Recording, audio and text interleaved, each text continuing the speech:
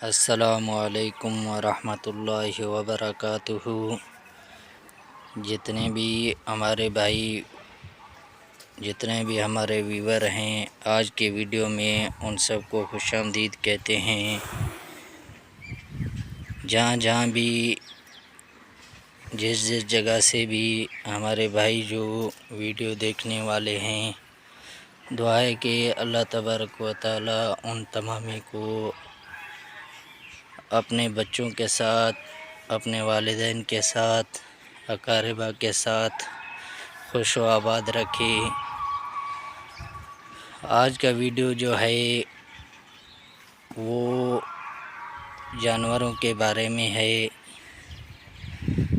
کہ سردی میں جو ہے انہوں کا کیا ریئیکشن ہوتا ہے اور گرمی میں کیا ریئیکشن ہوتا ہے، اس کے بارے میں انشاءاللہ آج جو ہے ہم آپ کو اس ویڈیو میں بتائیں گے۔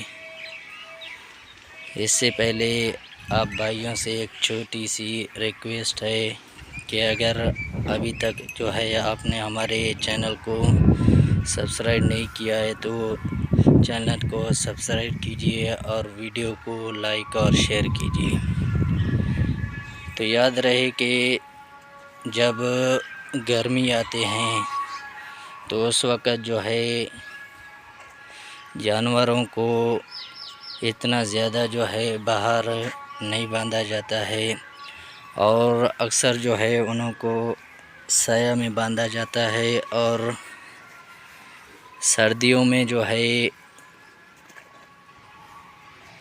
انہوں کو زیادہ جو ہے وہ دھوپ پہ باندھا جاتا ہے، چاہے وہ گائیں ہو یا بھینسیں ہو۔ وجہ یہ ہے کہ اس وقت جو ہے انہوں کا جسم ٹھنڈا رہتا ہے، اس وجہ سے انہوں کو جو ہے زیادہ دھوپ کی ضرورت ہوتا ہے۔ تو یہ جو ہمارے جانور آپ کو نظر آ رہے ہیں وہ تمامی کے تمامی جو ہے اس وقت سکون سے بیٹھے ہوئے ہیں، اور ہم بھی الحمدللہ اکثر جو ہے یہاں موجود ہوتے ہیں۔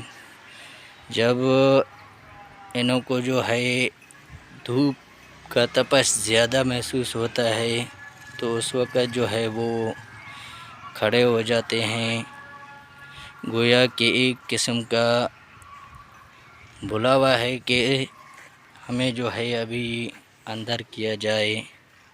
تو جب یہ جانور جو ہے کھڑے ہونا شروع ہو جاتے ہیں تو اس وقت ہمیں اندازہ ہوتا ہے کہ ابھی جو ہے انہوں کو اندر کرنا چاہیے۔ تو تقریباً گرمیوں میں جو ہے انہوں کو 10 ساڑھے 10 بجے جو ہے وہ سایہ میں لے جایا جاتا ہے، اور باقی سردیوں میں جو ہے وہ تقریباً 1 ڈیڑھ یا 2 بجے جو ہے انہوں کو اندر کیا جاتا ہے۔ 1 ڈیڑھ 2 بجے اس وجہ سے کہا میں نے کہ کس وقت جو ہے دھوپ وہ ٹھنڈا رہتا ہے، اور بعض اوقات جو ہے وہ سردیوں میں بھی تھوڑا جو ہے وہ گرمی محسوس ہوتا ہے۔